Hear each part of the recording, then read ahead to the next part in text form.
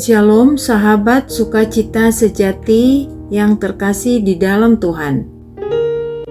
Pernahkah kita memperhatikan bahwa ada pola-pola tertentu yang seperti berulang dalam keluarga? Cara marah yang sama, cara menyelesaikan konflik yang sama, kebiasaan yang sama, bahkan kadang kegagalan yang sama. Kita mulai bertanya, apakah ini kebetulan? Ataukah ada sesuatu yang diwariskan? Apakah aku sedang mengulang sejarah? Benarkah kesalahan orang tua bisa sampai generasi ketiga dan keempat? Hari ini kita belajar dari kehidupan seorang tokoh besar dalam Alkitab. Alkitab tidak menutup mata terhadap kenyataan bahwa dosa bisa berdampak panjang. Salah satu contoh yang sangat jelas terlihat dalam kehidupan Daud. Daud adalah raja Israel. Ia pahlawan yang mengalahkan Goliat. Ia penulis banyak mazmur. Ia disebut sebagai seorang yang berkenan di hati Tuhan. Tetapi Daud juga manusia yang pernah jatuh dalam dosa besar. Ia berzinah dengan Batsheba, istri Uria. Lalu untuk menutupi dosanya, ia mengatur kematian Uria. Uria bukan orang sembarangan. Ia adalah salah satu prajurit terbaik Daud, seorang pahlawan yang setia.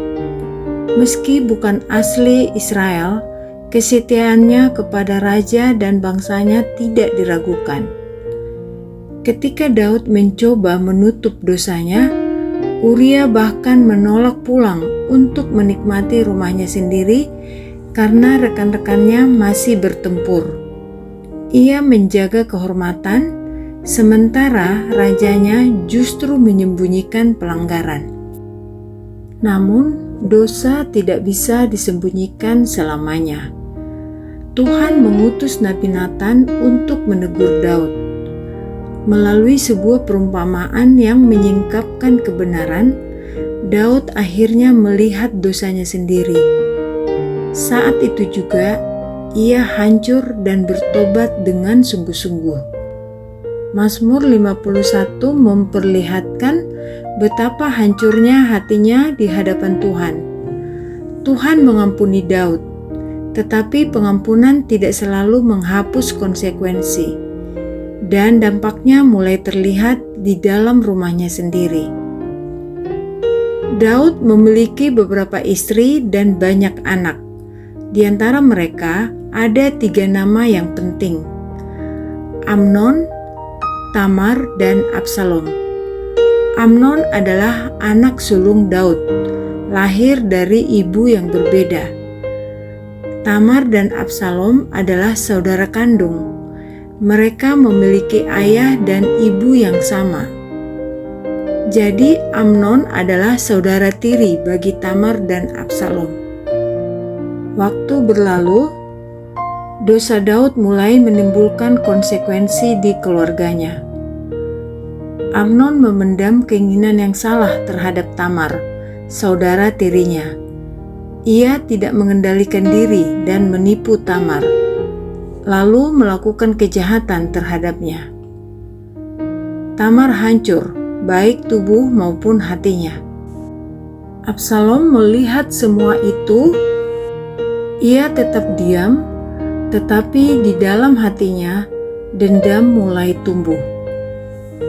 2 tahun kemudian, Absalom membunuh Amnon sebagai balasan. Dan akhirnya Absalom sendiri memberontak terhadap ayahnya Daud. Rumah yang seharusnya menjadi tempat aman, menjadi tempat luka. Kita mulai melihat sebuah pola. Daud pernah mengambil perempuan yang bukan miliknya. Amnon juga mengambil yang bukan miliknya. Bukan berarti Tuhan mengutuk secara otomatis generasi berikutnya. Tetapi dosa yang tidak dibereskan dapat merambat dan melukai keluarga.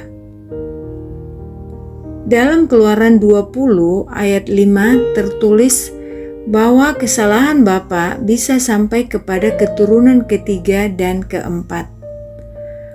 Ayat ini sering disalahpahami. Namun Alkitab juga berkata dalam Yehezkiel 18 ayat 20 bahwa anak tidak akan menanggung kesalahan ayahnya. Artinya apa? Kita tidak dihukum otomatis atas dosa orang tua. Tetapi kita bisa berdampak oleh pola yang mereka bangun. Jika kemarahan dinormalisasi, anak belajar marah. Jika ketidaksetiaan dianggap biasa, anak melihatnya sebagai hal wajar.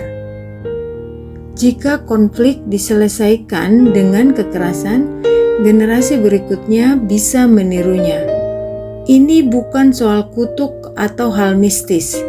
Ini tentang pengaruh dan teladan. Kabar baiknya, pola itu bisa diputus.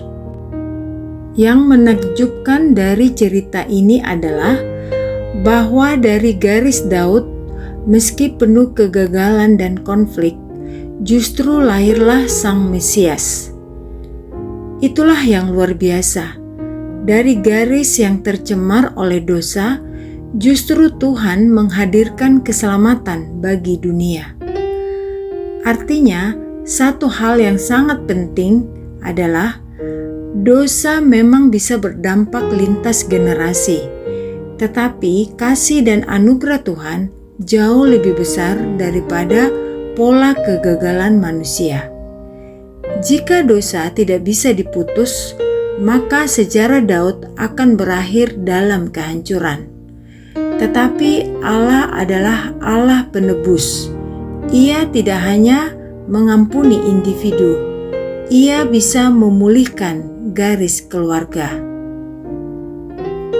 Mungkin ada pola dalam keluarga kita, pola kemarahan, pola perceraian, pola kecanduan, pola kepahitan. Pertanyaannya bukan apakah aku dikutuk, tapi apakah aku mau menjadi generasi yang berhenti dan dipulihkan?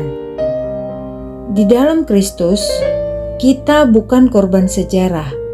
Kita bukan tawanan masa lalu. Kita bukan produk kegagalan orang tua. Kita adalah ciptaan baru. Dan mungkin Tuhan ingin memulai warisan baru melalui hidup kita. Mari kita tutup dalam doa. Tuhan yang penuh kasih, kami menyerahkan sejarah keluarga kami ke dalam tangan-Mu. Jika ada pola yang tidak berkenan kepadamu, tolong kami melihatnya dengan jujur. Berikan kami keberanian untuk bertobat. Berikan kami hati yang mau mengampuni. Berikan kami kekuatan untuk tidak mengulangi kesalahan yang sama. Kami percaya bahwa di dalam sejarah bisa ditebus. Jadikan kami generasi yang membawa pemulihan, warisan iman, warisan kasih, dan warisan kebenaran. Di dalam nama Yesus, kami berdoa. Amin. Terima kasih sudah mendengarkan renungan ini. Kalau Tuhan bisa menghadirkan keselamatan dari garis yang penuh kegagalan, berarti tidak ada kisah yang terlalu rusak untuk dipulihkan. Pola apa yang perlu diputus dalam hidup atau keluargamu hari ini? Tulis di kolom komentar supaya kita belajar dan bertumbuh bersama. Tuhan memberkati.